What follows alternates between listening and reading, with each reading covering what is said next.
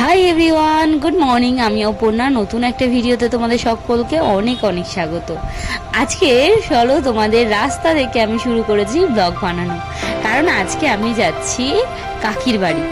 এখানে যাওয়ার জন্য আমাকে আজকে সকালবেলা উঠে সমস্ত কাজ সেরে বেরিয়ে পড়েছি কাকির বাড়ি। আর বাড়ি থেকে আর ব্লগটা বানাতে পারিনি, কারণ প্রচণ্ড রোদ আর খুব তাড়া ছিল। তো আমি এখন টোটো থেকে নেমেই আমি এখন হাঁটতে শুরু করেছি, আর হাঁটা পথে প্রায় 5 মিনিট মতন লাগে। তো চলো কাকির বাড়ি গিয়ে তোমাদের সাথে দেখা হচ্ছে, কারণ আজকে কাকির বাড়ি যাবো না, আজকে যাবো কাকিমার বোনের বাড়ি। কারণ ওখান থেকে আজকে কাকিমা রয়েছে, ওখান থেকে আজকে যাব গুরুদেবের সঙ্গে। তো সেখানেই তোমাদের সাথে নিয়ে যাব।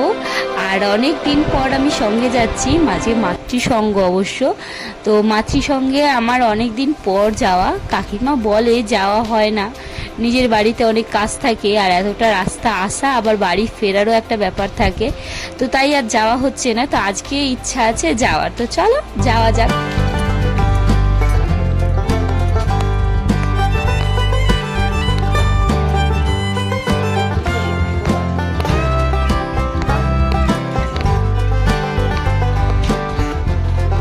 ফাইনালি রোদে পুড়তে পুড়তে চলে এসেছি কাকিমার বোনের বাড়ি। এখানে খাওয়া দাওয়া করে রেস্ট নিয়ে যাব কাকিমার বাড়ি শাড়ি পরতে, কারণ শাড়ি বাড়ি থেকে নিয়ে আসিনি, কাকিমার থেকে শাড়ি নিয়ে তারপরে এসেছি মাতৃসঙ্গে। আমার ভীষণ ভালো লাগে এরকম সঙ্গে যেতে। তোমাদের কাদের কাদের ভালো লাগে কমেন্টে জানিও তো।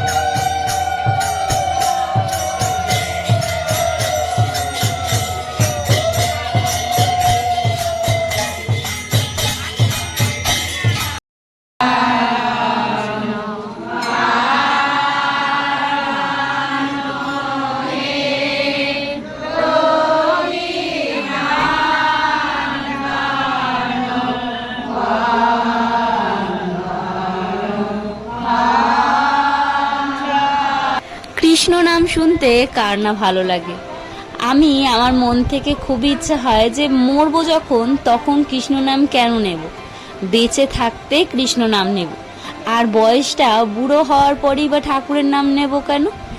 এখন যখন বয়স আছে, এখন থাকতেই বা ঠাকুরের নাম গান করবো না কেন? অনেকেই আমাকে বলে যে তোর কি বুড়ি হয়ে গেছিস, তুই এখন থাকতেই কৃষ্ণ নাম নিস।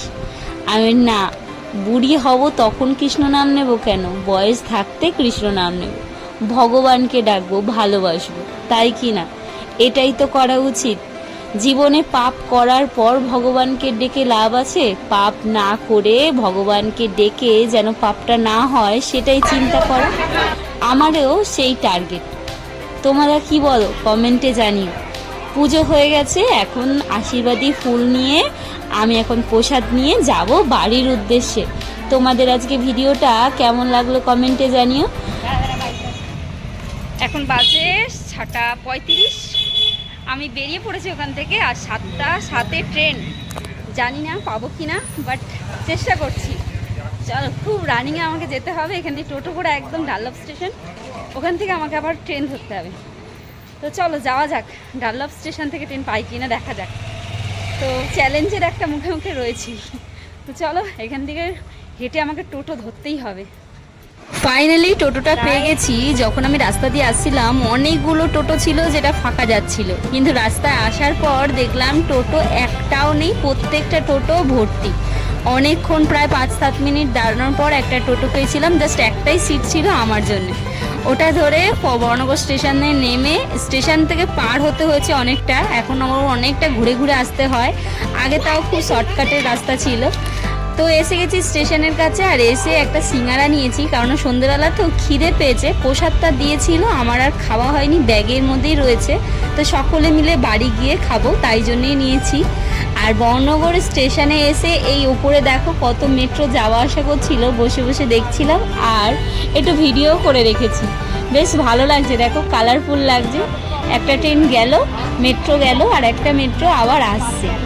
তো যাচ্ছে এটা দক্ষিণেশ্বর লাস্ট স্টপেজ, তাই জন্যই একটা গেল আর একটা সঙ্গে সঙ্গে আবার পার করলো। তো চলো, একটু পরেই আমার 7:32 টাইম ট্রেনের। আপাতত এখনও ট্রেন ঢোকেনি, খবরও বলেনি।